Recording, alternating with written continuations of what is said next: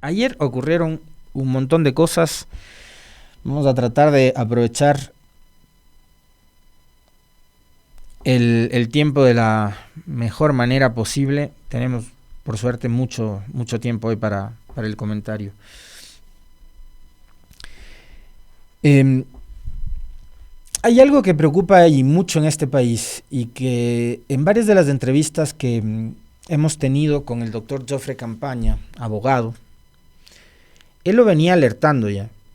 Y ayer, cuando se dio a conocer la noticia de que una jueza había negado la acción de protección planteada o presentada por los abogados de la vicepresidenta de la República, Verónica Abad, en contra del Ministerio de Trabajo, a mí de inmediato me vino a la cabeza una frase que mencionó en este espacio el doctor Jofre Campaña, que ustedes conocen bien, saben cuál es la postura política de Jofre Campaña, no solo con respecto del actual gobierno, sino también de otros periodos como el correísmo, por ejemplo, ¿no? Y él lo ha aclarado acá varias veces, pero eso no le quita, por supuesto, mérito a su enorme experiencia como abogado y su también gran conocimiento que tiene sobre la materia, ¿no? El derecho. Y él, a propósito de esto que está sucediendo y de las causas que ha tenido que representar y defender, las últimas muy polémicas, por cierto, y ha tenido que defenderse del gobierno, y ha tenido que enfrentar al gobierno. Y él dijo una frase acá, que ayer cuando veía las noticias y las respuestas y las reacciones a la decisión judicial en torno a esta acción de protección, es de que en este país no hay juez o jueza en ninguna parte que se le ocurra siquiera fallar en contra del gobierno o más todavía en contra de Daniel Noboa, ¿no? O de los intereses de Daniel Noboa. Y acá, digamos, está clarísimo que hay un objetivo, ¿no? Y el objetivo es, a como dé lugar, sacar del camino a la señora Verónica Abad. Y ahí hay algunas cosas que creo debemos mencionar y reiterar. Ayer, a propósito de este tema, de la señora Abad y de todo lo que sucede con respecto de la presencia de la señora Abad, le escuchaba a la canciller Sommerfeld en una entrevista que le hacían en algún medio digital. No me pregunten cuál en este momento porque se me escapa de la memoria. Y la canciller Sommerfeld decía que el problema es que en estos últimos 10 meses se ha venido hablando mucho sobre la vicepresidenta Abad y que los medios de comunicación repiten y traen siempre a la conversación el tema de Abad.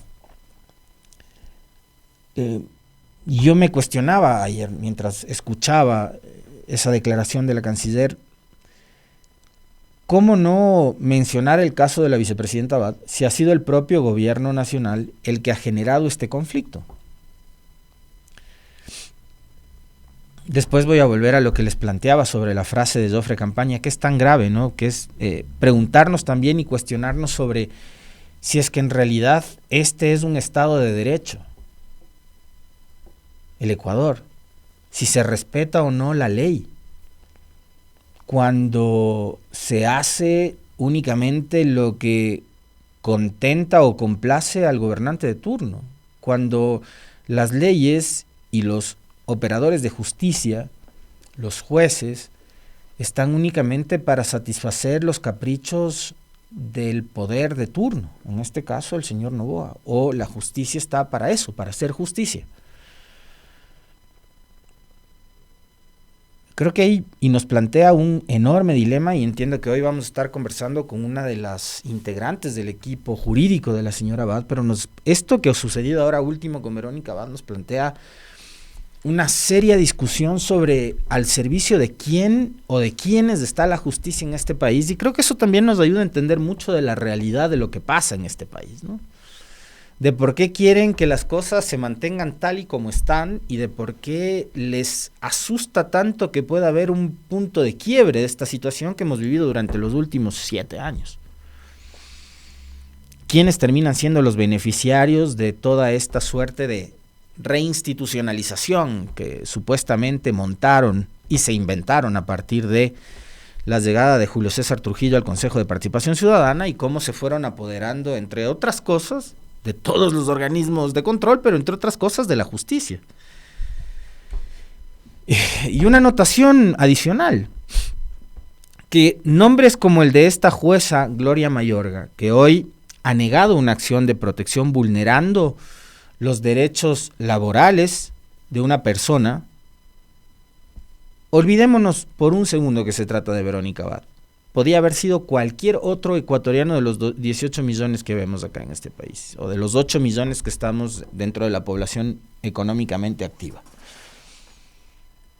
Lo que ha hecho la jueza Gloria Mayorga vulnera los derechos laborales y, por supuesto, también, no nos olvidemos, los derechos constitucionales de una autoridad que fue elegida por votación popular. ¿No? Porque la señora Abad no es que está ahí de casualidad o porque apareció de la noche a la mañana, ¿no? Está ahí porque el señor Noboa, como les decía ayer, fue a golpearle la puerta o le timbró al teléfono y le dijo: Verónica, Verito, o como sea que le haya tratado, quiero que seas mi candidata a la vicepresidencia. Nadie le fue a pedir a Noboa, ponle a Verónica, ella es la indicada. No, solito debe haber sido, ¿no? El que le buscó, le llamó, le invitó a participar en esta elección. Y escuchando esa declaración de la canciller Sommerfeld sobre que los medios de comunicación no han parado de hablar de estos 10 meses de Verónica Abad, la pregunta es ¿por qué? ¿Y dónde se origina esto? Y se origina todo en el conflicto que hay entre Abad y Noboa. Entre el gobierno nacional y Noboa, porque además, entre el gobierno nacional y Abad. Porque además no es que el presidente ha salido a enfrentar esta situación con Abad, una cosa que además es tremenda. Ha puesto a todo su personal, a todos sus funcionarios, a atacar a Abad, a denunciar a Abad, a tratar de sacar a Abad del camino, y principalmente a mujeres. A la asesora Diana Jacome, a la canciller Sommerfeld, entre otras, ¿no? A la señora Valentina Centeno. Han sido además mujeres quienes han salido primero a defender a su presidente, varón, hombre, él, Noboa, y a atacar a otra mujer, a Verónica Abad.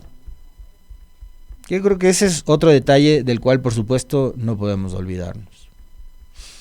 La acción de protección recoge el medio digital Primicias, a propósito de esta nota que les estoy mencionando. La acción de protección planteada por la vicepresidenta Verónica Abad contra el Ministerio de Trabajo fue negada este 30 de septiembre. Así la entidad podrá llevar a cabo el sumario administrativo contra la también embajadora plenipotenciaria en Israel. Abad lo calificó como una aberración a la justicia y al derecho. La demanda recayó en manos de la jueza Gloria Mayorga, de la Unidad Judicial Penal en Competencia de Infracciones Flagrantes de Quito. El 26 de septiembre la magistrada escuchó los argumentos de las partes. No nos olvidemos de estos nombres cuando después aparezcan ahí para determinados concursos, ¿no? Después esta gente quiere ser magistrada de la Corte Nacional de Justicia, quiere llegar hasta la Corte Constitucional, quiere ser fiscal general del Estado. Gloria Mayorga. El Ejecutivo busca que el Ministerio de Trabajo ejecute un sumario administrativo contra Abad por su tardío traslado a Ankara, Turquía. Según la Cancillería, el 27 de agosto le notificaron que debía llegar a esa ciudad antes del 1 de septiembre, pero la funcionaria arribó 8 días después, el 9 de septiembre. La defensa de la vicepresidenta argumentó que una autoridad de elección popular no puede ser destituida por esa vía, mucho menos una mandataria, ya que la Constitución establece claramente los únicos caminos para que esto suceda. Sin embargo, la jueza Mayorga argumentó que no se han violentado las leyes ni procedimientos, así como tampoco la seguridad jurídica ni el derecho a un trabajo digno, y apuntó que tampoco se evidencia que el sumario administrativo represente una destitución o afectación de los derechos políticos, por lo que no se puede resolver sobre especulaciones. Al finalizar la lectura del dictamen, el abogado Damián Armijos apeló de manera oral la sentencia y pidió que se lo reenvíe a la Corte Provincial. En su cuenta de Twitter, la vicepresidenta Abad decía: golpe bajo a la democracia, derecho al trabajo digno y a la jerarquía constitucional. Como principio, negaron la acción de protección. Es increíble nuestra justicia, esto no tiene presentación. Para la temerosa magistrada no se configura ninguna afectación a los derechos políticos, tampoco han violentado las leyes ni procedimientos ni a la seguridad jurídica. Apelamos en la misma audiencia. Yo me pregunto, quizás la jueza desconocía, no sabía, y es fácil, porque bastaba simplemente con ver las noticias, de que a la señora Abad le habían negado incluso la posibilidad de acogerse a vacaciones. Ustedes, que están permanentemente informándose mucho a través de nuestra estación, sabrán que a la señora Abad no le aprobaron las vacaciones. Atravesando por las vicisitudes y los conflictos jurídicos legales que atravesó su hijo, a la señora Abad no le permitieron ni siquiera el permiso correspondiente para que pueda venir al Ecuador a ver a su hijo, que estaba recluido en una de las cárceles más peligrosas que tiene este país, que es La Roca, por ejemplo.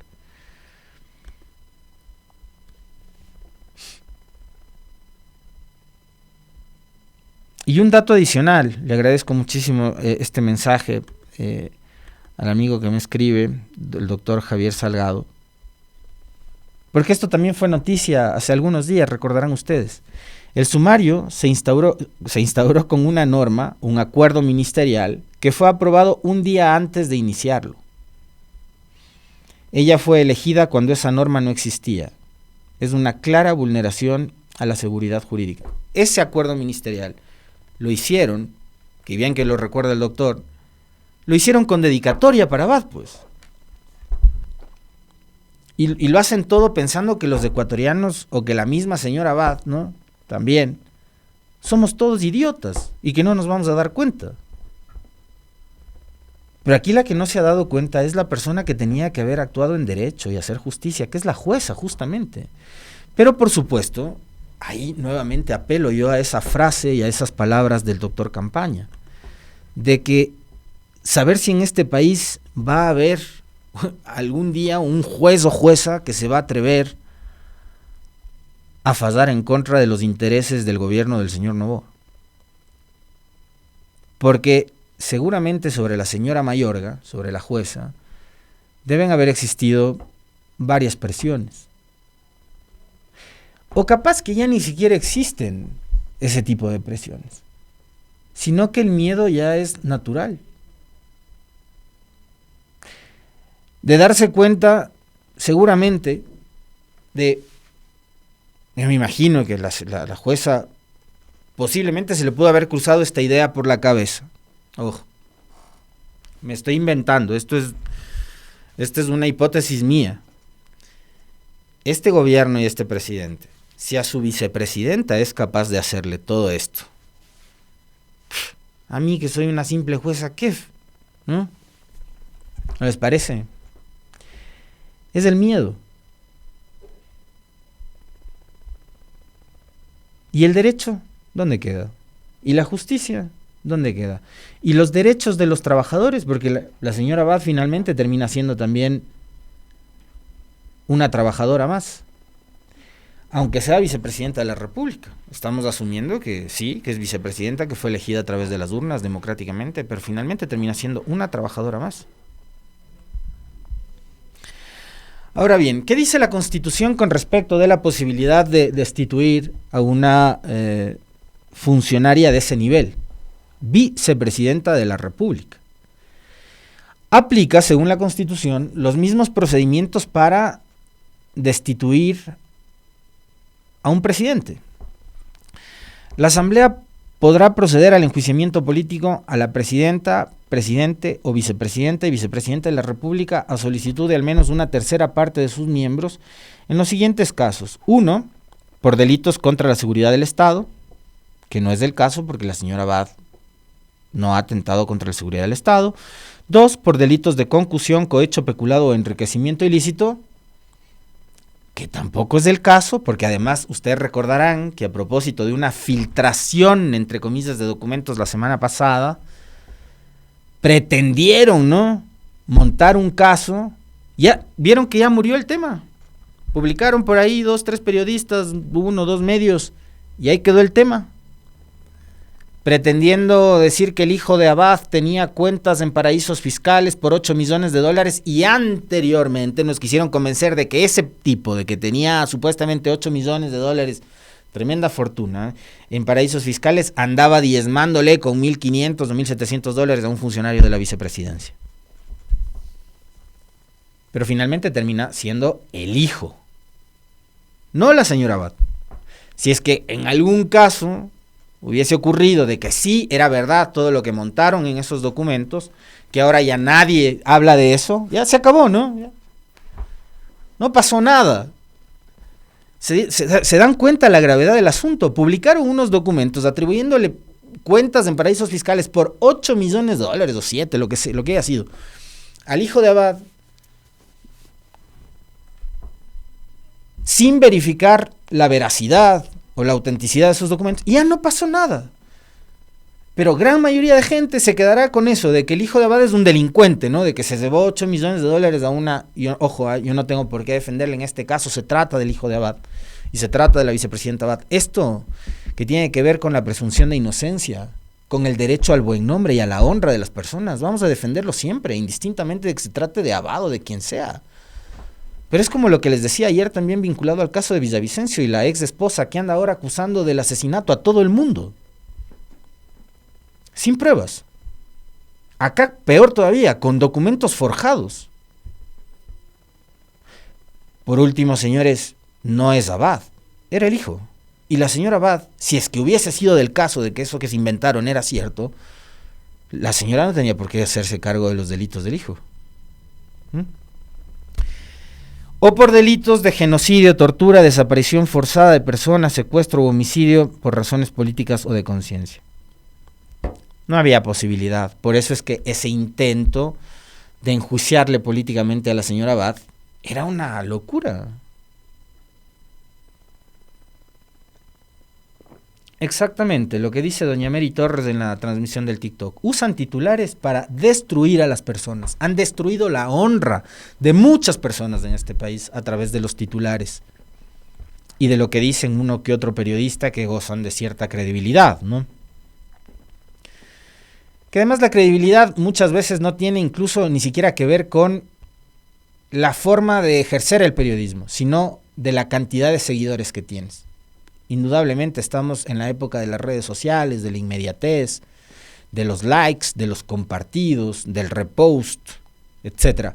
Entonces no importa tanto cuánto tú te esfuerces por verificar o por contrastar una información, sino por cuántos seguidores tienes, y a partir de ahí, de cuántos reposteos o de cuántos compartidos o de cuántos retuiteos tengas. Ustedes habrán visto, a propósito de una investigación que se han atribuido a un par de medios de comunicación y que ayer los compañeros de la tarde creo que se refirieron a ese tema, cómo varias plataformas digitales que se hacen pasar por medios de comunicación y que no son otra cosa que pasquines, alcanzan una cantidad de viralización y de retweets y de compartidos, etcétera, impresionante. Que sí, que muchos de esos compartidos son trolls, son bots o lo que sea, es verdad. Pero hay muchas personas que creen esas cosas. Y el problema es que hay periodistas con nombre y apellido, con rostro, no el portal, no la data, no estas cuentas truchas que se hacen pasar por medios de comunicación y que inventan, muchas veces inventan noticias,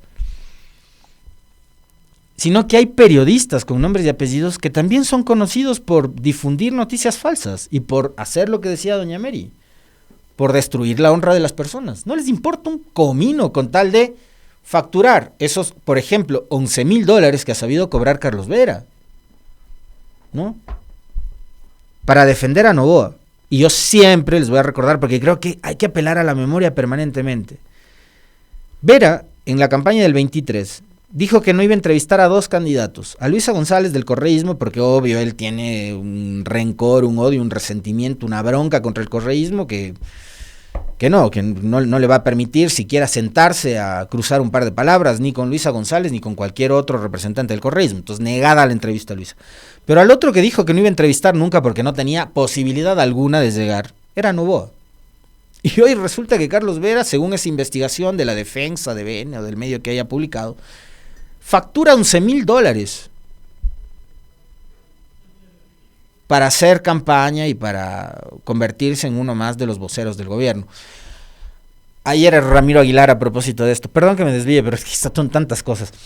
Ramiro Aguilar le había puesto un mote que me parece que es súper, súper pertinente, y les llamó rocolas, ¿no? Porque,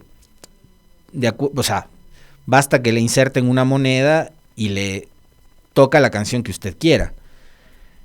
Y Carlos Vera ha sido utilitario para el gobierno de Moreno, fue utilitario para el gobierno de Lasso y es utilitario hoy para el gobierno de Noboa. Hoy sabemos cómo. Siempre lo hemos sabido, pero hoy lo han denunciado con cifras y con números y con datos, ¿no? Y claro, han tratado de posicionar una serie de relatos en contra de Abad, gente como estas, montando como lo que montaron la semana pasada. Que ahí quedó. Ya nadie les va a decir nada, ¿no? Ahí quedó. Después está lo que dice el artículo 130 de la Constitución, que habla de la destitución, ya no del juicio político, sino de una destitución directa del presidente o presidenta, que también aplica para la vicepresidencia, por arrogarse funciones que no le competen constitucionalmente previo dictamen favorable de la Corte Constitucional o por grave crisis política y conmoción interna. No hay posibilidad constitucional alguna para destituir a la señora Abad. Para proceder a la destitución se requerirá el voto favorable de las 2/3 partes de los miembros de la Asamblea. De prosperar la destitución, la vicepresidenta o vicepresidente asumirá la presidencia de la República, etcétera, etcétera. Esta facultad podrá ser ejercida por una sola vez, que tiene que ver con el asunto de la muerte cruzada, 130, ¿no? Después, ¿qué dice el artículo 145 de la Constitución? La presidenta o presidente de la República cesará en sus funciones y dejará vacante el cargo en los siguientes casos, que aplica exactamente igual para la vicepresidencia de la República. Por terminación del periodo presidencial, no es del caso. Por renuncia voluntaria aceptada por la Asamblea, no es del caso porque la señora Abad no ha pensado renunciar. Por destitución, de acuerdo a lo dispuesto en la Constitución. Por incapacidad física o mental permanente que le impide ejercer el cargo, certificada de acuerdo con la ley por un comité de médicos especializados y declarada por la Asamblea Nacional con los votos de las 2/3 partes de sus integrantes. 5, por abandono del cargo, comprobado por la Corte Constitucional y declarado por la Asamblea Nacional con los votos de las 2/3 partes de sus integrantes. 6, por revocatoria del mandato de acuerdo con el procedimiento establecido en la Constitución. No hay posibilidad alguna,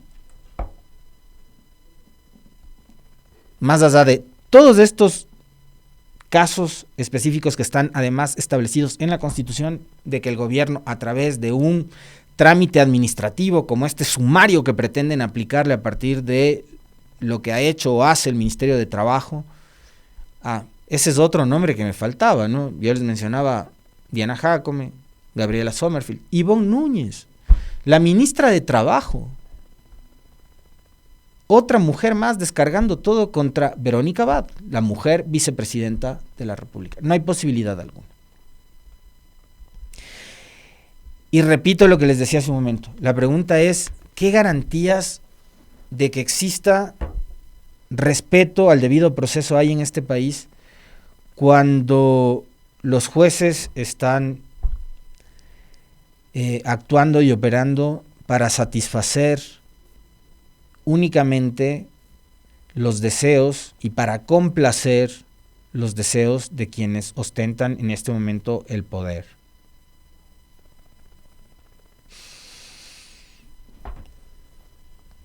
Y a propósito de la situación de la señora Abad, ayer entiendo que el consejero Enrique Pita, vicepresidente del Consejo Nacional Electoral, hizo una agenda de medios y en esa agenda de medios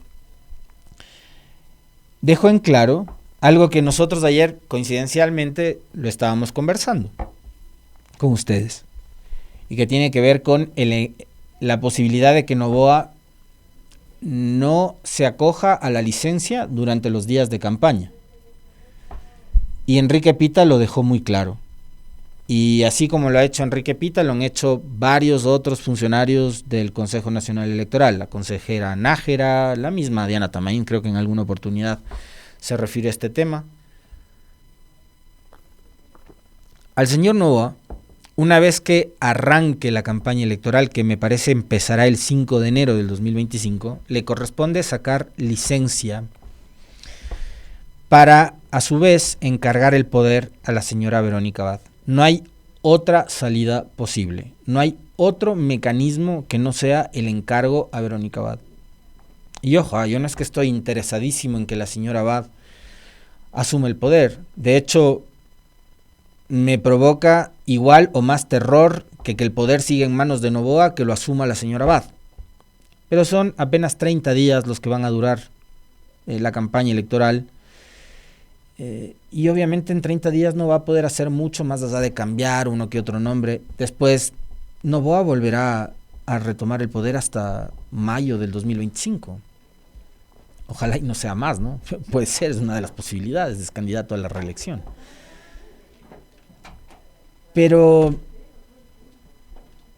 es que no le queda de otra. Y no le queda de otra además porque desde el principio hay que entender que el señor Noboa asumió que Verónica Abad era su vicepresidenta. Por eso la propuso como nombre para ese cargo. Y por eso fue su compañera de fórmula. Así de simple. No hay de otra. Lo que sí preocupa y mucho es el estado de la justicia en este país. El control que tiene el poder sobre la justicia en este país. Y ahí hay que echarle muchísimo ojo, ¿no?, al rol que desempeñan este tipo de jueces que también son un peligro para la democracia, ¿no? Esos jueces que pretenden con acciones jurisdiccionales bajarse decisiones políticas que adopta la Asamblea, mover, modificar, cambiar el orden de los juicios políticos, echarse abajo decisiones que en el pasado también adoptaron en el Congreso y aparecen por ahí determinados jueces a tratar de interferir desde la justicia en otra función que no les compete, que es el poder legislativo, la función legislativa, el primer poder del Estado además, ¿no? Eso es preocupante, muy preocupante por el estado tan frágil, tan vulnerable de una democracia que hace agua, que viene haciendo agua hace mucho rato, y de una democracia que ahora mismo es espectadora de unos tintes autoritarios, de ese miedo que probablemente fue el que le hizo operar de esa manera a la jueza, y quién sabe si en otros espacios también pasa exactamente lo mismo. Ayer ocurrieron muchas otras cosas, por cierto, ¿no? En la Asamblea, la Comisión de Fiscalización ha tratado de llevar adelante y de desarrollar lo que es un intento de juicio político en contra de Mónica Palencia. Y aquí probablemente algunos no van a compartir la visión que yo tengo con respecto de eso. Respeto, por supuesto, la opinión de cada uno, pero sí es un llamado primero a los legisladores a que traten de recomponer un poco la imagen que hay con respecto del Parlamento, porque ahora resulta que todas las sesiones, y sobre todo cuando tiene que ver con fiscalización, terminan en relajo, en bochinche, con griteríos. Ustedes me dirán, sí, pero ayer la señora Palencia fue la que provocó. De acuerdo. Pero el tema es que no hay que caer en esas provocaciones, pues, porque ya les conoces cómo operan. Desde el momento en que llega. Y yo quiero que vean, porque esto tiene mucho que ver con la forma en la que gobiernan y con el miedo. Hay una imagen, Meli, un video que te pasé, del momento en que ingresa la señora Palencia, mientras Paola Cabezas, asambleísta, una de las interpelantes, hay que recordar que son dos, ella y Leonardo Berresueta. Mientras Paola Cabezas, legisladora de la ARC, estaba en el uso de la palabra, ingresa a la sala Mónica Palencia, y ustedes tienen que ver la actitud tan desafiante con la que entra Palencia a provocar a los legisladores. El tema es que este juicio político, desde su génesis, señores de los medios de comunicación ecuatorianos, ha intentado ser boicoteado y entorpecido por la señora interpelada. Utilizaron a una legisladora que qué lástima que desviga de su condición de legisladora para interponer en la justicia jurisdiccional acciones de índole política. Así empezó esto. Así empezó. Creo que es de conocimiento público todo lo que ha sucedido en torno al juicio político y hoy estamos aquí. Pero siguen las leguleyadas, siguen...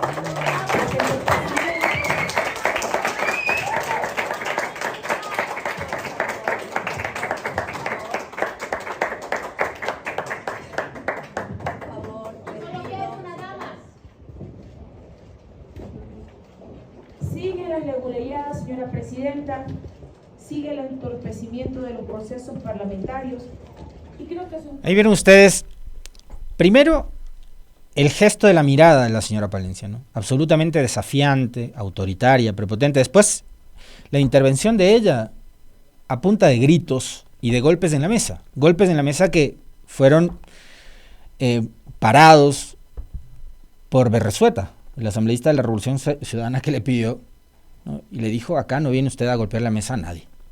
Y esta no es la primera vez. Recordarán ustedes aquel episodio en el Salón José Mejía Lequerica del ex Senado, con la legisladora también de la Revolución Ciudadana, Mónica Palacios. Igualito. La misma actitud, desafiante, prepotente, autoritaria y gritona.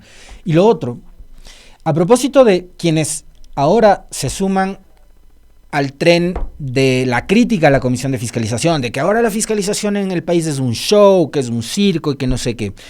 Yo pregunto, los aplausos, el griterío en una comisión en donde debería guardarse la seriedad, el respeto, casi como un partido de tenis debería ser, ¿no?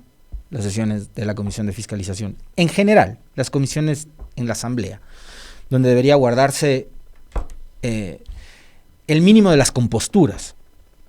Las barras, los griteríos y los aplausos eran para Mónica Palencia. No eran para Paola Cabezas, ni eran para la Revolución Ciudadana, ni eran para los legisladores.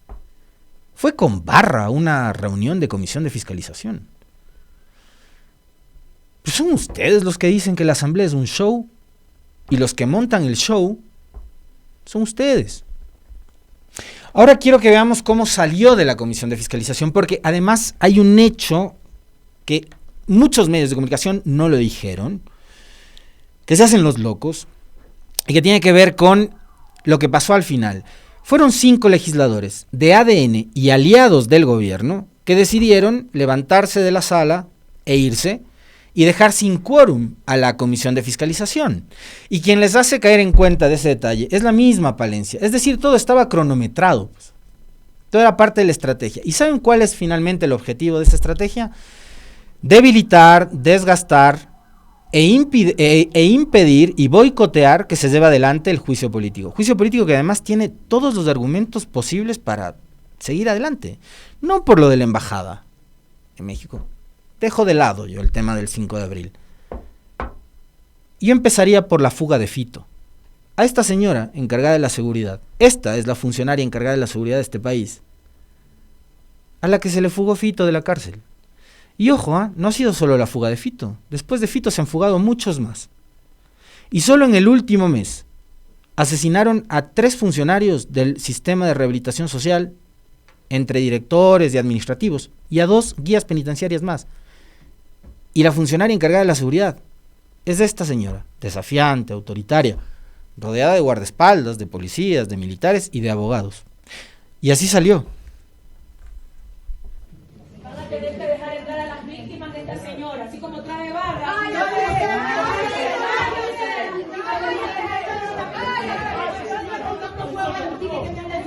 Yo no tengo víctimas. Cuidado con lo que hablas de mí. Son víctimas.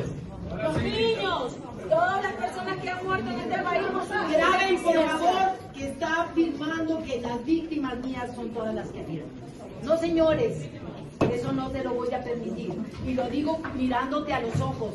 A mí, yo no tengo las manos manchadas de sangre como tú me lo has indicado. Yo por eso vengo a defenderme, pero nunca en mi vida me he manchado las manos de sangre.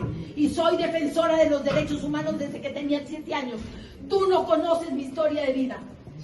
Vámonos. El pueblo ecuatoriano sí sabe lo que no ha hecho. Respeto, ya. Desde los 7 años es defensora de los derechos humanos, dice Mónica Palencia. Paola Cabezas lo único que le decía es que a esa comisión y esos espacios de debate legislativo también se debería recibir a las víctimas de la inseguridad. Y yo le doy toda la razón.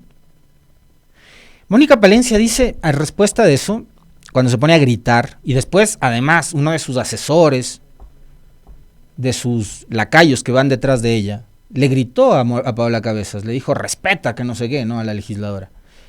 Eso tampoco lo han difundido los medios de comunicación que hicieron apología del show y el circo que supuestamente hoy es la asamblea. Pero se olvidan también de estos detalles. Mónica Palencia dice que sus manos no están llenas de sangre. Y yo quiero recordarles a ustedes, que son testigos que todos los días ven y escuchan este espacio, que hace un par de semanas estuvieron aquí Carol Noroña, periodista, y estuvieron también Carlos Vicente Vega y Laura Ipanaque. Ellos son padres de un joven de 19 años, de Javier Vega, que fue asesinado el 2 de febrero del 2024 en el marco de la declaratoria del conflicto armado interno y estado de excepción, asesinado en manos de nada más y nada menos que militares. Este gobierno sí tiene las manos llenas de sangre, ministra. El caso de Javier Vega es uno de tantos más que seguramente debe haber.